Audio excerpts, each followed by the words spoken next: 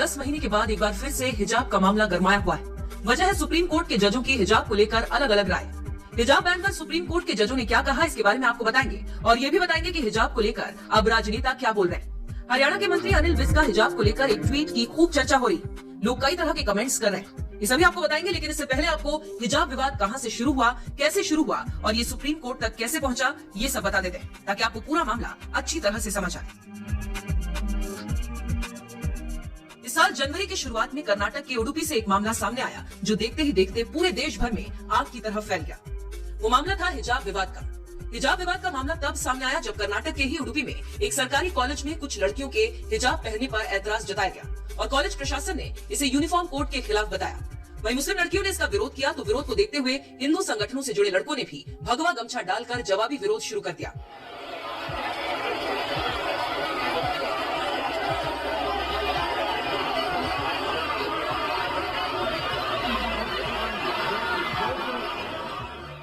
देखते ही देखते राजनेताओं ने भी इस मुद्दे को लपक लिया और राजनीति शुरू कर दी।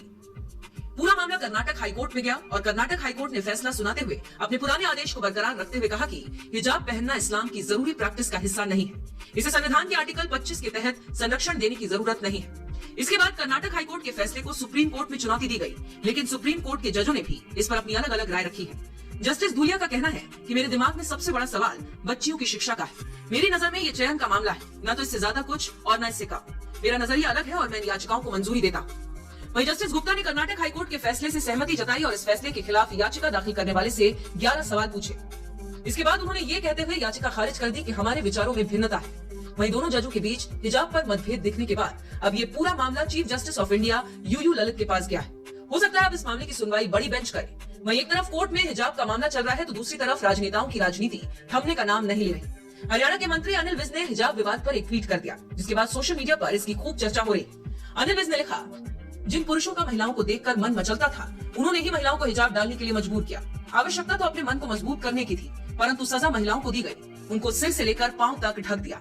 ये सरासर नाइंसाफी है। पुरुष अपना मन मजबूत करे और महिलाओं को हिजाब से मुक्ति दे।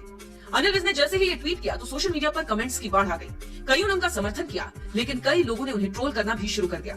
एक यूजर ने लिखा, मुझे आपका ट्वीट पसंद आया, पर आप इसे लागू कैसे करेंगे? एक यूजर ने कमेंट किया, बिल्कुल सही, कुछ मनचले पुरुषों के गुनाहों के कारण ही महिलाओं पर दुनिया भर की बंदिशें हैं। वहीं एक यूजर ने इसका जवाब देते हुए लिखा, अब जब बलात्कारियों को एक पार्टी के नेता फूल मालाओं से स्वागत करे तो अपनी सुरक्षा के लिए क्या किया जाए? राज नाम के यूजर ने लिखा, देखने और सोचने वालों की नजर में ही दोष है, परिधान या फिर कपड़ों में नहीं। एक यूजर ने लिखा, महिलाओं की अपनी चॉइस होनी चाहिए, रिस्पेक्ट हर डिसीजन। बलविंदर नाम के यूजर ने लिखा, घूंघट निकलवाना भी छोड़वा फिर। तो इस तरह से लोग तरह तरह के कमेंट्स कर रहे हैं। कुछ लोगों का कहना है कि हिजाब पर्सनल चॉइस है, अगर कोई महिला पहनना चाहती है तो वो उसकी चॉइस है। ठीक वैसे ही जैसे अगर कोई महिला हिजाब नहीं पहनना चाहती तो ये उसकी चॉइस है। दोनों में से किसी पर भी जबरदस्ती नहीं करना चाहिए। खैर, हिजाब को लेकर लोगों की अलग अलग राय है। आप अनिल विज के ट्वीट को कैसे देखते हैं, कमेंट करके जरूर बताएं।